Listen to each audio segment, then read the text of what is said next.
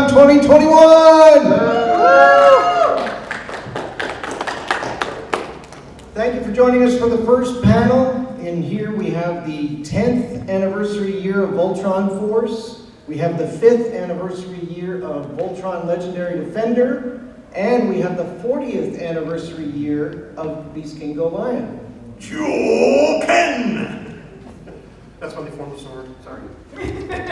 So we're here to kick off the festivities with a panel about Voltron voice actors. But I wanted to introduce the people that are here with me. I am Marc, the host of Let's Voltron, the official Voltron podcast. And with me is my co-host, Greg Tyler. Welcome, Greg. Hello, hello. It's great to be with you all. Welcome to VoltCon! And, of course, to his left, we have Shannon Muir, who is a longtime animation professional and a longtime Voltron fan from the very beginning, and also has been on the podcast several times. Welcome, Shannon. Thanks. Very glad to be here. This is my first time. You folks have been amazing. Thank you. I'm looking forward to the whole weekend. And Shannon, you might not, maybe you know, maybe you don't, but in the 1990s, Shannon was one of the very first people to have a Voltron website, fan website, and among the very unique content on that site was a Danubian Galaxy star map, where she went through the episodes of Voltron Defender of the Universe and conjectured where all of the stars and planets were located, and that became the basis of World Events Productions' official star map that was not only published on their website in the late 1990s, but also referenced directly in many episodes of Voltron the Third Dimension. So that's pretty cool. Welcome, Shannon. So thank you for joining us, and thank you for sharing your knowledge and experience. Happy to do so.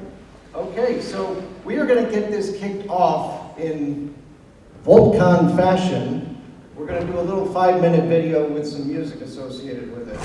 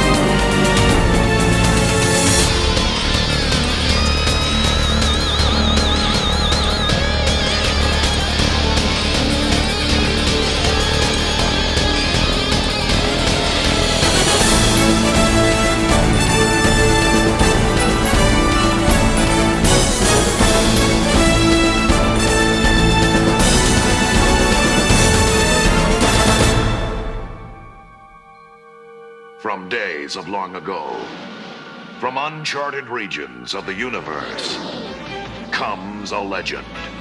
The legend of Voltron, defender of the universe. A mighty robot, loved by good, feared by evil. As Voltron's legend grew, peace settled across the galaxy. On planet Earth, a galaxy alliance was formed. Together with the good planets of the solar system, they maintained peace throughout the universe. Until a new, horrible menace threatened the galaxy. Voltron was needed once more.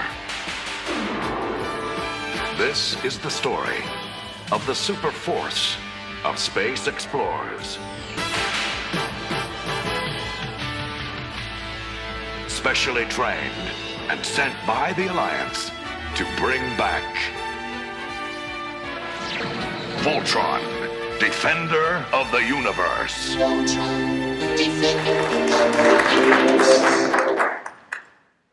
So those are some of the voice actors that we've had the pleasure of talking to on the podcast and meeting at some of the other conventions like New York Comic-Con, San Diego Comic-Con, and other places. So RetroCon, of course, but we wanted to kick this off in that kind of a fashion with a video with all the voice actors that we've seen. So here's where we are. We're at the Voltron Voice Actors, a celebration of all the actors who have made Voltron a world-class franchise and whose characters will remain legendary forever. We have a lot to cover. There have been a lot of voice actors. We may be spinning through this pretty quickly. We wanted to start off with the 40th anniversary of Beast King Go Lion with talking about some of the original voice actors of the original Voltron, episodes that came from Japan. So these are some of the voice actors that were there at the very beginning. We have not had any of them on the podcast. Right. But we did have a Japanese celebration of Voltron episode where we had actual Japanese fans on with us and we had an interpreter. Yes, that was a great experience. We'd love to have something like that again, maybe with some of these folks. So at that time, we did mention all of the original voice actors. Mm-hmm. And so these are some of the voice actors that their voices were overdubbed with the English voice actors for the Americanized Voltron version. Okay? So let's talk about the original show. We're talking about Lion Force Voltron and Vehicle Force Voltron, and the same actors also worked on Fleet of Doom and the THQ video game and the Happy Honda Days commercial. So let's talk about BJ Ward, who was our Allura and Hagar and Nanny and a whole lot of other characters. Which was totally cool to me, because this is being a female fan watching the show. Basically, PJ was the voice of representation for all the women that I could see in the show growing up, and she could do some stuff. Yes. That was so cool. And her whole range for her voice was amazing. She could go from very soft to very deep and Hagar. Exactly. Hagar was absolutely my favorite character on Defender of the Universe, and her voice made that character. And of course, for Vehicle and for Fleet of Doom, she also played Ginger and Lisa and Cinda, right? Yep, and many, many other female characters. Okay, so also Michael Bell played Lance and Sven, and also was Crick, Shannon, Lolo, Modoc, Marvin, and Viceroy Throck, among many others. Yep. Okay? So then Neil Ross played Keith and Pidge, and then through Vehicle and Fleet of Doom was Jeff and Chip. Makes sense. And then Lenny Weinrib was Hunk and Lotor, and also Cliff, Rocky, and Commander Steele, and a bunch of others. And every single drool robot soldier in the vehicle shows. Right. And of course, Jack Angel. Jack Angel was King Zarkon, Commander Hazar, Cossack, and Murak. And again, many other characters. Right. All of the Sparks in the vehicle episodes, for example. Now, of course, a lot of you know Jack Angel passed away last week. And we want to honor him in a way that we thought was appropriate on VoltCon. And we had Jack Angel and Franklin Kofod on our 53rd episode. So as part of that episode, when we were there, we had recorded a scene with Jack Angel. I know some of you saw this last year, but I think we just need to pay homage to Jack in this. And now, back to Voltron, Defender of the Universe.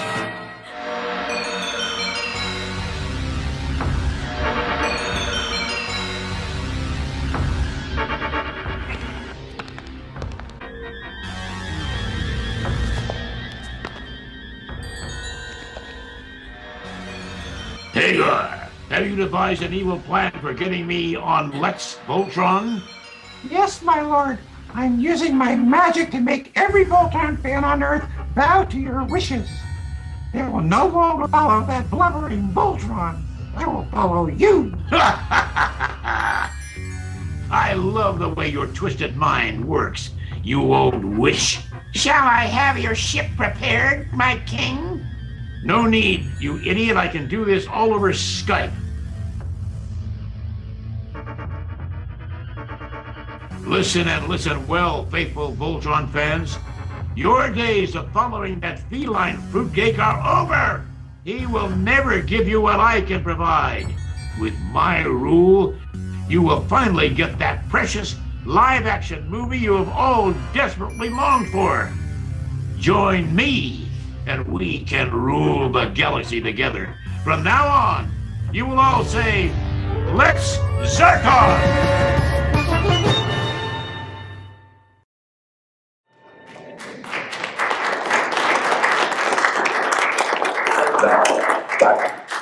Okay, so I really, that means even more to me today than it did previously, just because Jack was such an amazing personality. He wrote 2 books back in 2012, all at the same time. He wrote the Book of Jack, and what was the name of the other book? I don't remember the name of it. It was How to Succeed in Voice Acting Without Losing. Yes. He was a big fan of the fact that when you go out and do auditions as a voice actor and you don't get the role, you're not being rejected. It's a selection process, and you just weren't selected. That doesn't mean that another time you won't be selected, because they worked it out to be like every 10 auditions they would get 1. Or, you know, it depends on the ratio of how many auditions to how many you would actually get was based on how well your skills were and how well you kept up your craft. Yeah, I mean, they're both very inspirational books for anyone who's interested in getting in the animation industry or indeed any industry. So we just wanted to give a special tribute to Jack Angel. So thank you, Jack, for all that wonderful work. Next up is Peter Cullen, who we know as Karan and King Alfor, and he was also the narrator. And he went on to, you know... Yeah, you might know him from some other things too. A few other things. In Vehicle and Fleet of Doom, he was also Hutch and Hawkins. So let's move on to Voltron, the Third Dimension. Again, we have B.J. Ward as Alora and Hagar. And then Michael Bell was Lance and Karan in this one. And I thought Michael did a pretty good job of taking over the Karan part in the Third Dimension role. I found it to be pretty credible. And also, I didn't get it in because we were talking so much about BJ, but outside of the female characters, Lance was my other favorite character, and I absolutely love what Michael brought to that role. Okay. Yeah, and we can't forget that Tress McNeil also provided the voices in the last 20 or so episodes of Defender of the Universe, most notably playing Morrell, Queen of Darkness. Right, exactly. And then we also had Billy West. Billy West took over the voice of Pidge for Neil, even though Neil was there. They wanted a slightly different voice for Pidge this time around. And that Pidge voice would be a large inspiration for his Fry voice in Futurama. Right. It sounds very similar. And of course, he was also Judge Armistice and Queequeg. And then Kevin Michael Richardson was Hunk and King Zarkon in this one, and he also played the narrator. And then the great Tim Curry played Lotor and King Alfor in this one. And then Tress MacNeille, who played Queen Merlin in the first one, is now Queen Ariel and Lafitte. Everybody knows Clancy Brown from Highlander movie, Shawshank Redemption. He's been in Cowboys and Aliens and a whole bunch of things. And of course, he's Mr. Krabs on SpongeBob. But he was Igor and Robot Maximus. And then some guest voices that we had for the third dimension. Let's go with Brad Garrett. And then Bob Costas. He was the air show announcer in the very first episode. And Bob Costas has a history with World Events Productions.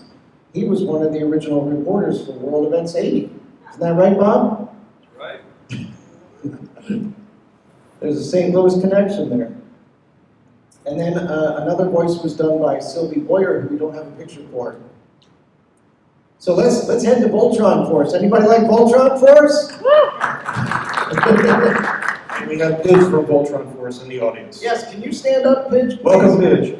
Thank you. That is just an awesome costume. Awesome. Thank you.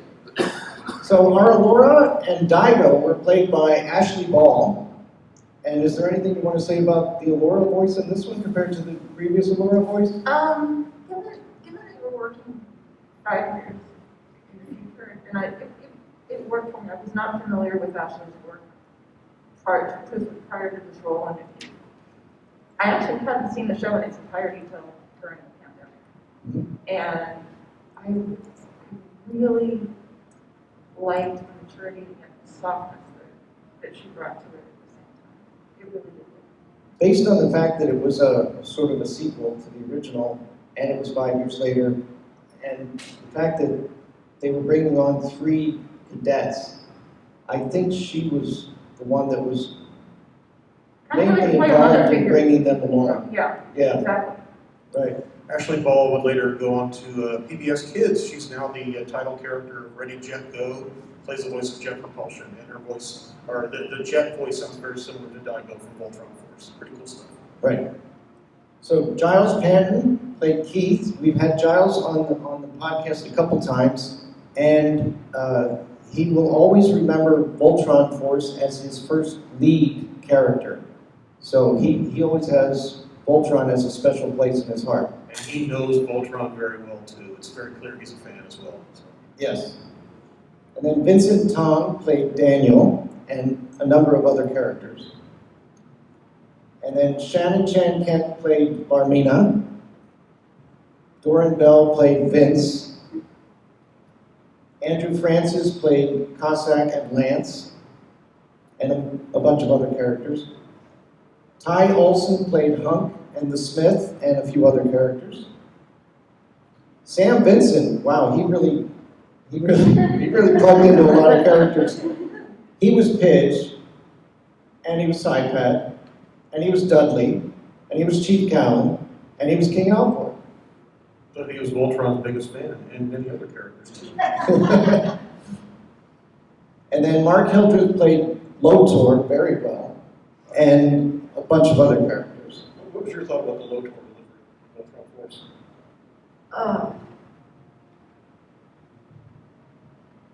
You actually kind of probably didn't think about that one off the top of my head, which is okay. A very self-centered character. Well, yeah, and then the fact that you had this guy that looked worth the way he was getting killed, it's like, okay, that's not dissuading me, I'm going back to it, If he wasn't that self-centered and he wasn't playing that incredibly self-centered, it wouldn't have worked. Right, that's true. Right. So Ron Halder played Mayhawks, and he was also Karan, but you might not know he was the farmer Barmy, and he played the Gary character. Gary. And then, of course, Gary Chalk, who played Sky Marshal Wade and Manset and the Bouncer and a bunch of other characters.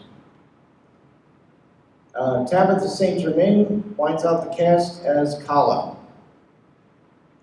So then, some of our secondary characters, we had Sven, played by Alan Marriott, and then Chip was played by Gabe Kuth, and then Cloak was played by Terry Klassen. Terry Klassen was also the voice director for Voltron Force. Okay, so a lot of you loved Voltron Legendary Defenders. So let's talk about this.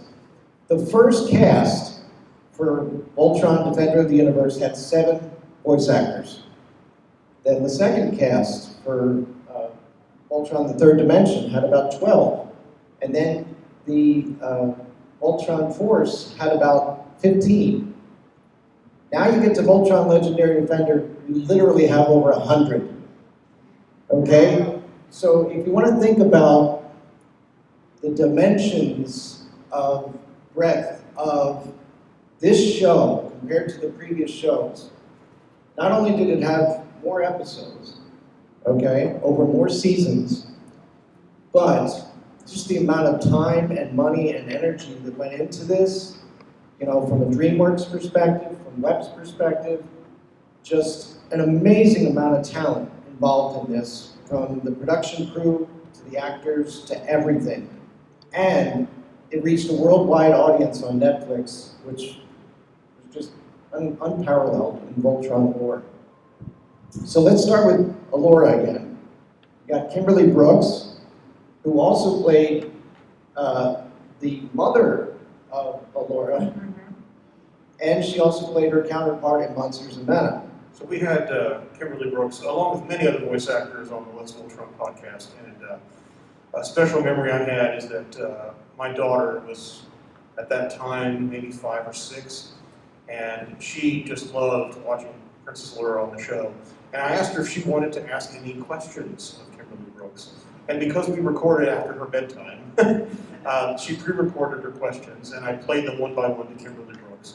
And she very graciously answered each and every question, and it was very, very sweet. She was very kind, and I'll always treasure that memory. That was very nice. Okay.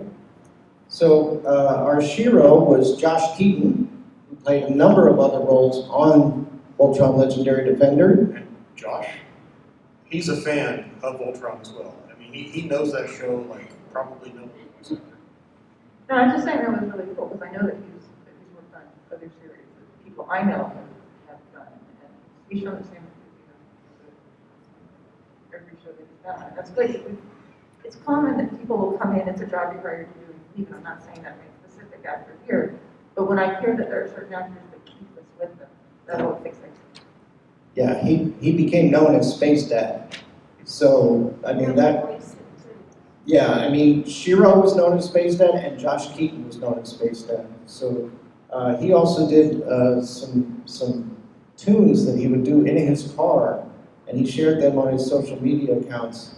And on the podcast, he did a version of Enrique Iglesias' I Can Be Your Hero Baby, but he called it I Can Be Your Shiro Baby. And it was amazing. And of course, you saw in the opening 5-minute video that we did that he also made a couple videos of his own. One was the You're Welcome parody from Moana. And he put his own Shiro twist on that one, and he brought some of his fellow voice actors with him, which was really cool. And he also did another one for Sven. Right.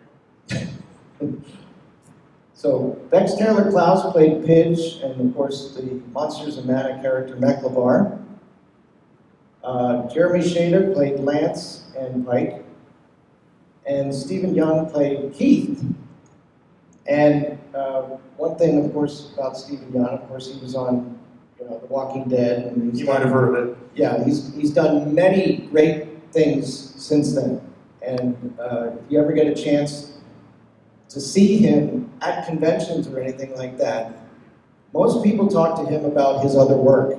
But if you mention Voltron to him, especially if you're a kid, he goes gaga over it. Okay, he loved playing Keith. Loved it. Tyler Labine was our hunk, and of course Block from Monsters and Mana. And what a great voice. I mean, what a unique, just that quality to his voice. And he's doing great right now on NBC's New Amsterdam, if you've seen him on that. Of course, he's been in a lot of other movies, lots of other movies. Rhys Darby, another actor and voice actor who's done well on the big screen. But of course, he played Karan. And in Monsters of Mana, he went crazy with characters. He was the innkeeper, Dakin, and the Quranic dragon. His range was incredible. Here's another case where I had never heard of him before Legendary Defender, and now I'm glad I discovered him. Amazing.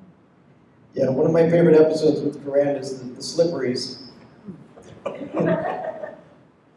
So AJ Lucasio, he came in on the 3rd season, and he was Lotor, and in later seasons, he was James Griffin, one of the MFE pilots.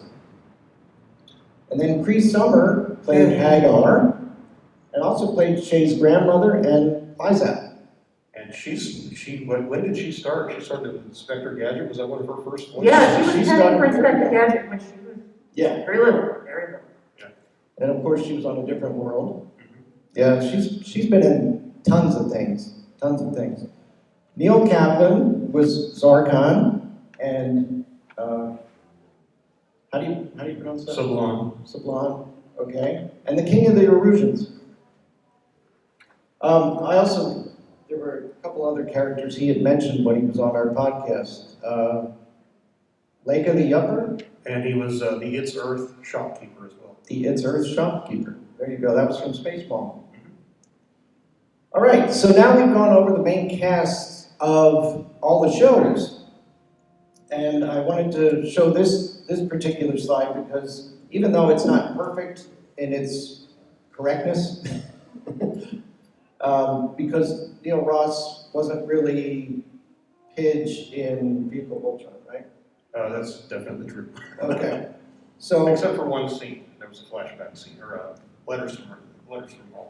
So maybe that's why they included it. But Keith certainly was not. Okay. So the idea here is that you can take a look at the years, and you can take a look at the versions of Voltron, and you can even go to the seasons. And even in the seasons in Voltron Legendary Defender, you can see that AJ Lucasio didn't come in until the 3rd season. But this is a good comparison if you're looking at all the major characters in all the different Voltrons. So let's keep going with some of the characters from Voltron Legendary Defender because there were many. Okay? So if we're keeping on going on with Pidge's family, right? The Holts. So we talked about Sam Holt, who was played by Nolan North, and he also played Iverson and the Olkarian tech, right? And then Blake Anderson played Pidge's brother Matt, and also Colleen Holt was played by Renee Fine. And then if we go into the Shay character and then Shay's brother Rax, we're talking about Emily Iden and Scott Wolf. And we also had Emily Iden on the podcast. We did, and my daughter and I had the privilege of meeting her in person, where her day job, she works at the Griffith Observatory in near LA, and we got to see her. She was giving one of the planetarium shows at that time, and we met her. She was very, very kind. We ate lunch with her in the commissary and had a great time. She's very sweet. And she's also done narration of many books. And one thing about the Griffith Observatory is you can see the Hollywood sign from there. So, all right, so let's talk about Aksha. The first 2 episodes that we see Aksha in was done by Anika Noni Rose, and then the rest of the Aksha scenes were taken over by Eric Luttrell. What some people may not know is why. Does anybody know why? Okay. Anika Noni Rose had the character originally, but during an ADR session, sort of violated the NDA. So at that point, they had to let her go, and Eric Luttrell took over the character. So if you want to hear more about that, you can come to our booth in the Space Mall. We'll talk to you about it. The Ezor character was played by Kamiko Glenn, and then Zethrid was played by Janie Gray Hyder, who was also on our podcast. Is it just me, or does Kamiko Glenn look like with makeup on she would be a perfect Ezor in live action?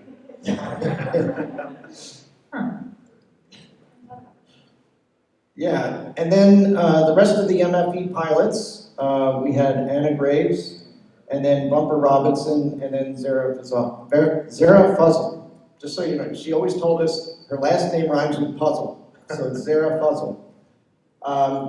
So we had AJ and Anna and Zara on at the same time, and we almost had Bumper at the same time, but he had to go do another job, so we didn't get him.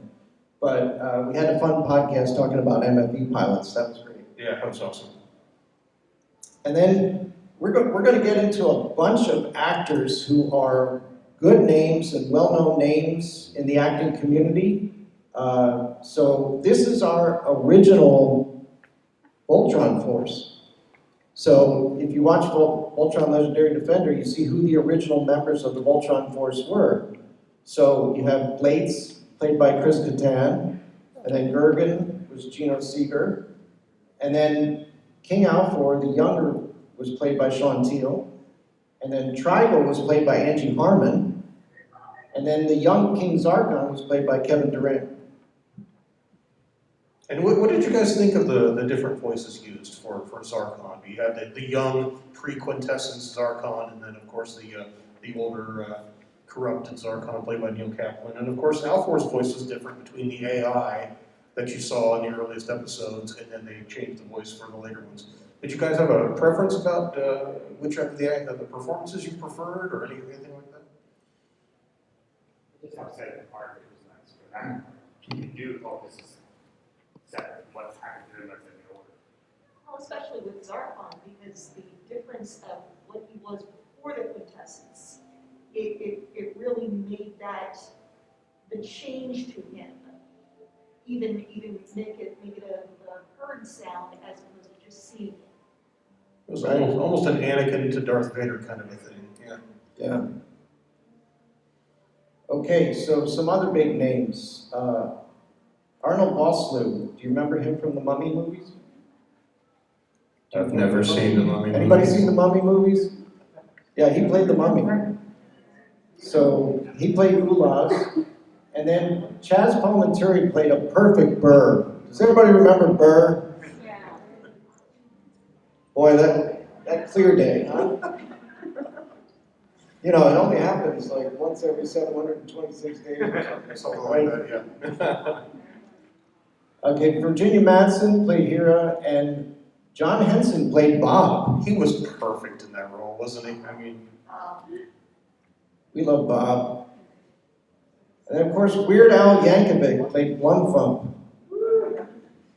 And Paul Rubens, who, is there a character we might know Paul Rubens as? I don't know. I think the answer might be a secret word. Ooh. Okay. Pee Wee Herman, of course. Yeah, Pee Wee Herman. And then the Unaloo merchant was what he played. Yeah. And he really got into it with Corinne, didn't he? Yes. Oh my gosh, that was such a funny scene. And then Vince Offer played, the Slicecapades owner who got into it with Keith about the knife. And then Mindy Sterling played Reiner. So Mindy Sterling, of course, you remember him as Frau Verbissina from the Austin Powers movies. Oh, yeah. Yeah, and she's been in a bunch of things. I mean, you'd be surprised just how much Mindy Sterling has done. She's amazing. Of course, Norman Reedus played Rollo. Now, what you might not know is that Tyler Rhodes took over the Rollo role in later episodes. When Norman Reedus came on, that's who they saw as their Rollo, but for scheduling's sake, they couldn't bring him back when they needed him for the Rollo episodes later on. So they brought in Tyler Rhodes, and I thought he filled in nicely. Oh, yeah. Yeah. In fact, when I first heard of it, that voice sounds different. Or is it? I don't know. And yeah, he did a great job recreating the role. And then, of course, Lacey Chabert played Naima and Tiash. And of course, Lacey Chabert has been in a bunch of things. If you've seen the Hallmark Channel, she's been in a bunch of movies on that.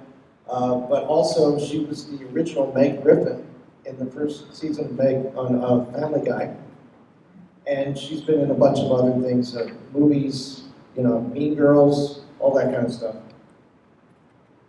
So Anna Gasteyer, also another SNL alum like Chris Kattan, played Prolia, Keith's mom. And these, if you haven't noticed, these are all Blade of Marmora. So this is Polly Bond, played by Marc Rolston. And then Cherise Booth, the Loom. And then Trevor Duvall as Anton.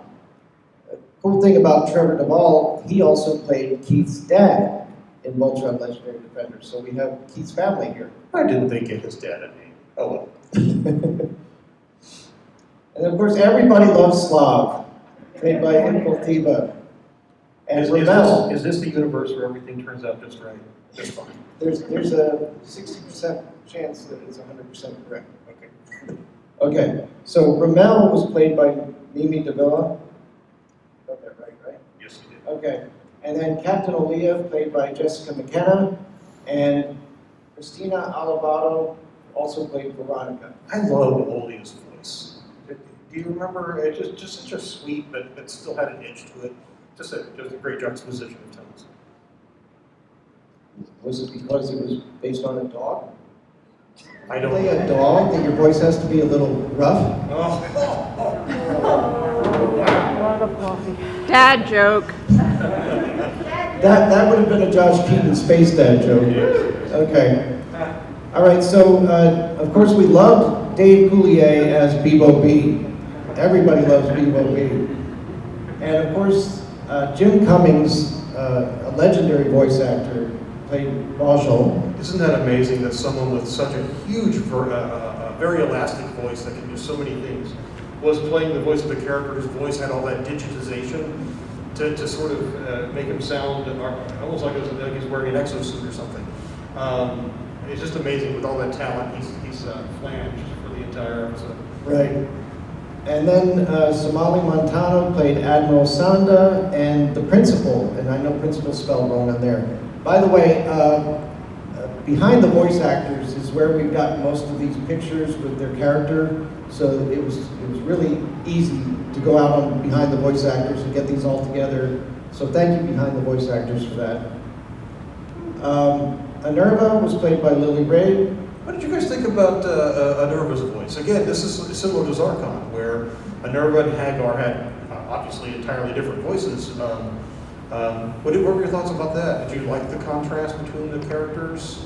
Preference for one over the other? I'll take that as they both rock. It was appropriate for the different portrayals. Yes. Yeah, I kind of saw Hagar as, Hagar's evil. She's got her own druids and everything, and she's pretty evil. But then when you saw Anerva, you thought, wow, this is evil in a psycho way. Yeah, but she could also dial that back and be a character that you could empathize with. I think that the subtlety in her performance was really good. Sure. Right, and then Merla was played by Adelaide Clemens. The difference in the Merlas here is this is not a Queen Merla, as in the original series, but it's still a Merla. And then Governess Dyack was played by Mary McDonald Lewis, and the young Governess Dyack was played by Andrea Romano, who was also the voice director for the show. You're looking at me for this one.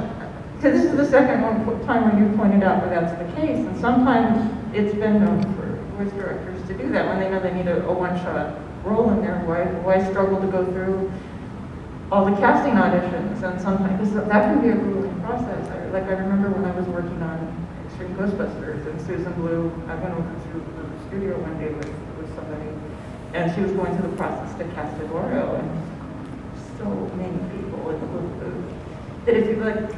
For one shot, you did that, and she did good, so. Yeah. So a lot of times, Andrea Romano puts herself in one of her projects, so as a very small role.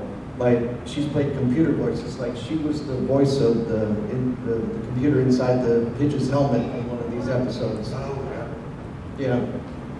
So another legendary voice actor, Kari Wahlgren, played Swern, Queen Luxia, Ventar, Luca, and Fentress, and probably even played a few minor bit roles. Fred Tatasciore, another legendary voice actor. What a played, voice. I mean, Yes. a legendary voice. Wow. yeah, he played VoltCon, Repetsal, Beta Traswarden, Lubos, and Quartermaster Janka, probably other minor voices. But anytime you need a deep voice, like a Gorilla Grodd or something like that, you know, you're going to get Fred Tatasciore. And of course, John DiMaggio also, he's done a number of voices. He was Bender, you know, on Futurama, and then also Jake on Adventure Time. And I mean, he's been a ton of voices as well.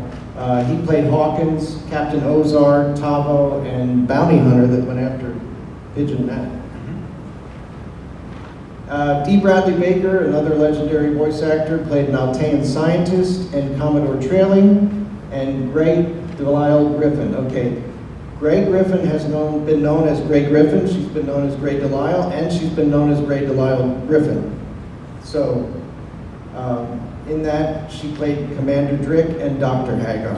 That Altean scientist, holy moly, what a creepy voice. But it was subtle. I mean, it was the subtle, it wasn't the, it was the nonchalant way of saying such horrific things that made that character so creepy. And D. Bradley Baker is known for doing a lot of animal voices.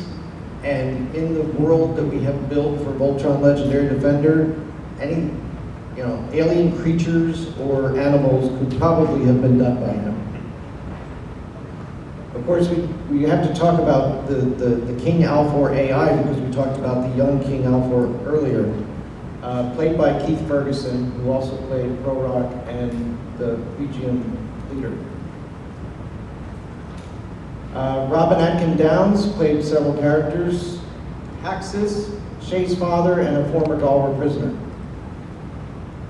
So now, if you want to get into the rest of the cast, this would be like if you were playing Gilligan's Island and the rest here on Legendary Defender. So, Allison Stoner, Angus Sampson, Brian Delaney, Greg Chun, Isaac Robinson Smith, Bill Millsap, Chris Diamantopoulos, Ike Amati, Blake Michael, Jeff Bennett, David Collins, Finn Darby, Theo Darby, Ellen Garfias, Asher Bishop, Henry Kaufman, Laura Post, Matthew Mercer, and Katie Lowe's.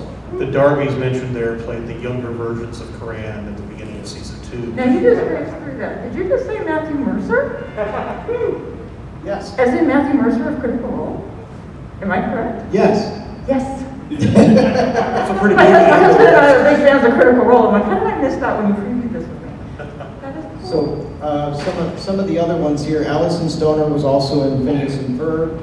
Of course, the Darbys there, you might recognize the name because it's from Reese Darby, that's his children. His actual children played the teen and the kid versions of Koran when Koran was going through all the ages in that one episode. And then, of course, there were younger Prince Lotor's too that they had to have for some of the backstories on Lotor. And of course, Jeff Bennett, you remember Norflox from Garfield Warful Snick. So then we also had Matthew Moy, Mae Whitman, Ray Chase, Tony Coran, Trevor Torsa, Mick Wingert, Travis Willingham, Tommy Savis, and Max Middleman. Is that all? Yeah, that rounds it out. Okay.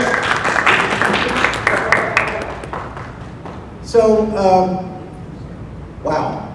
So, one thing I really wanted to say about voice actors, just in general, and of course the voice actors on Voltron properties. I have never met a better group of people that love to do what they do and do it together and do it in a way that they're not trying to one-up each other. They're not trying to be better than each other. They're just trying to give the best possible performance to a character to make that character a character you remember. And one thing that Andrea Romano did as a voice director for Voltron Legendary Defender, she put everything into every line, every word, every second of that show, just to make sure it was perfect. And if it wasn't the right take, we'll take another take. And usually, and because Greg and I actually got to go into one of the recording booths in Burbank, in California, and we got to see her working with Jeremy and Kimberly on some of the work from the show. And Joaquin and Lauren were sitting in the room with Andrea Romano. It was a great experience to see them looking over the script as they were doing their recordings. It's amazing. They have a recording engineer set up, lining up the recordings, and then Andrea Romano has it on her sheet as to what number it is, and then she lets Joaquin and Lauren know what she's doing next. And then sometimes she switches it up, even though the next thing is another thing. She sometimes switches it up and switches to a different page. But you don't know why. But then Joaquin and Lauren are taking notes as they're going along, and sometimes Andrea will look back to them and ask them, how you want to do this, and then she'll direct the actors on how to do it, and then they'll make little tweaks or little just adjustments. And the actors will do it just like that. And the actors are ready, they're ready to do it however Andrea directs it. And Jeremy Shada was, 16, 17 at the time when we attended that recording.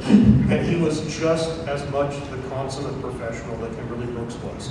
I mean, she would make some subtle suggestion about how to alter his delivery of a given line, and he would just do it.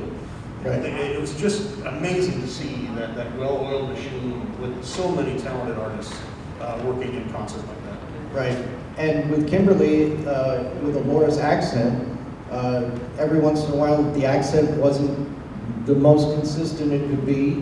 Andrea would make a tip and she would go back and do it correctly with that accent. So it was amazing to see it in action. But what you get to also see is the love that Andrea had for the voice actors and their talents and what they bring to the table. And all these voice actors on Voltron Legendary Defender, they not only came in and did the work, they were also fans of the show. Oh yeah. That really made a big difference. When you see those voice actors out there at the conventions and you get to meet them face to face, they know as much about the show as you do, and they don't just do it as a job. This is part of, their whole persona.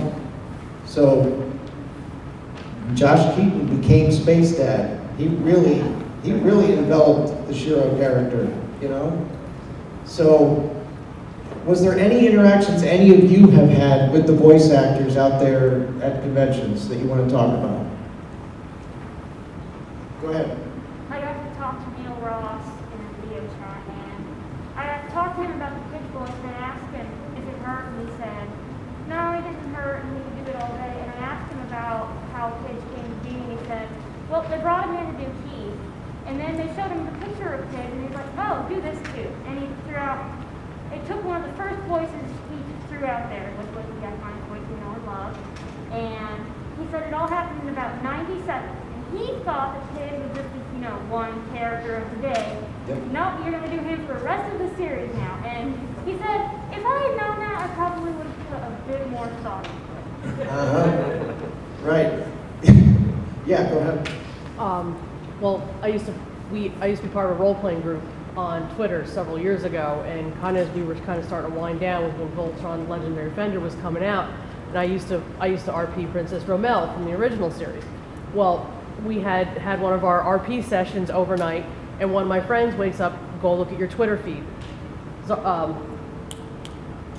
Zarkon, oh my God. Neil Kaplan liking my tweets. I think I've never squealed so much. And then real quick, same thing on Twitter, Josh Keaton one day, I was at work and I had posted a picture because I'm a mechanic, and I was pulling an engine out of a Toyota 4Runner. And he goes, what are you doing, girl? And I'm like, we literally had a 45-minute conversation on Twitter about cars. Wow. It was awesome. Yeah.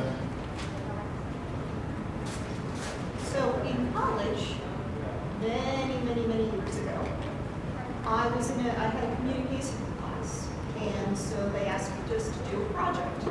And I decided I wanted to learn about voice actors and voice acting. So I wrote letters to each of the 7 original voices And I got responses from 3 of them. 2 of them, Jack Angel and Preston Neal, or excuse me, PJ Ward, sent me copies of their demo reels. Oh, wow, that is So so I have these. Well, Wow. one is on VHS, Jack Angel's are on VHS, and it's his commercials and his animation, one for each, and same for PJ Ward. Huh, okay. What a great story. That's awesome. So I know there's some voice actors out there, D. Bradley Baker, Bob Bergen, Steve Bloom. They all have started their own like classes and everything that they can teach other people how to do this. I actually got to sit on one from D. Bradley Baker and see how he talks about it. Bob Bergen also, I don't know if you follow him on Instagram, but he also said a very nice thing about Jack Angel after he heard about Jack Angel passing. So that was very nice, and if you go out there, you'll see that there's this large community of voice actors really comes together when they lose one of their own.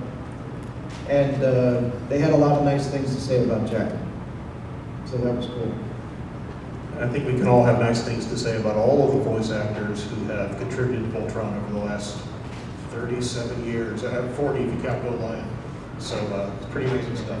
Right. So here's a piece of trivia, and I'm just going to ask this if anybody knows it. Does anybody know what voice actor was married to a legendary voice director who became the mentor for another voice director?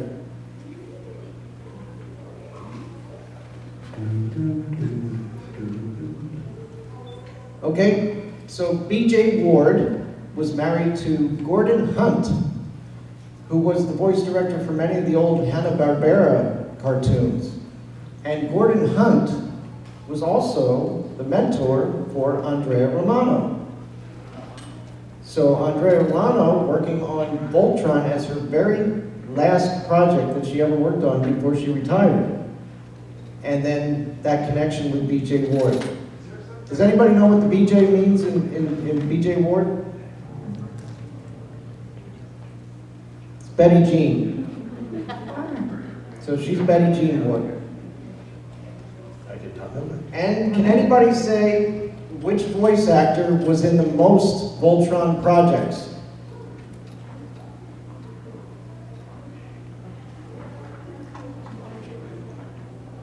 Yes. Okay, Greg, tell us which voice actor was in the most Voltron projects. Well, Michael Bell. He played the many characters that he played in Voltron Defender of the Universe, and he played Lance and Koran in the Third Dimension. And he returned to Legendary Defender to play the Archivist during the Cross Era ceremony. So there you go. Yes. So Michael Bell. So thank you. Big shout out to Jack Angel. We'll miss you, dude. Okay? Thank you very much, guys. Thank you.